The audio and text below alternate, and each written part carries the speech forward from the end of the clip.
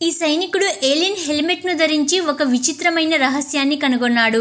బయట సూర్యుడు చాలా ప్రకాశవంతంగా ఉన్నాడు, కానీ హెల్మెట్ బలమైన సన్ గ్లాసెస్ లాగా పనిచేసింది. అతను వెంటనే కెప్టెన్ అలెక్స్ వద్దకు వెళ్ళి తాను కనుగొన్న విషయాన్ని చెప్పాడు.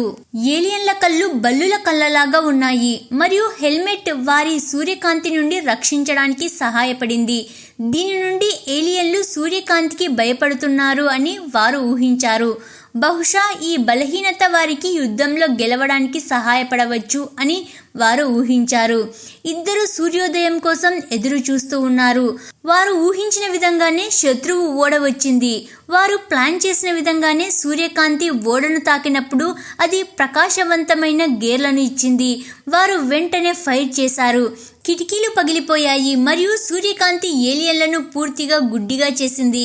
వారు వెలిగించడానికి యుఎస్ఎస్ఏ జాన్ పాల్ జోన్స్ తన అన్ని ఆయుధాలను ఉపయోగించి ఏలియన్లు మళ్ళీ చూడగలిగే ముందు మిసైల్ ఇప్పటికే వారికి చేరింది. వారు ఏలియన్ ఓడ పేలిపోవడానికి చూశారు మరియు ఎప్పుడూ లేనంతగా ఊహించని విధంగా వాళ్ళు ఉన్నారు. వారు నిజంగా ఒక ఏలియన్ ఓడను నాశనం చేశారు, కానీ వారు ఆనందించే ముందు ఒక పెద్ద ముప్పు ఇప్పటికే దగ్గరకు వస్తుంది. అలెక్స్ పరిస్థితులు చేజారిపోతాయి అని ఊహించాడు.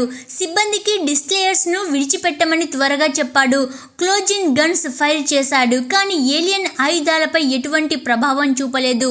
బ్లాస్ట్ డిస్ట్లేయర్ గట్టిగా తాకింది. అది కాగితంలాగా విరిగిపోయింది. సిబ్బంది బ్రతికి ఉండడానికి సముద్రంలోకి దూకారు. కొద్దిగా సమయంలోనే డిస్ట్లేయర్స్ రెండుగా విడిపోయి మునిగిపోయింది.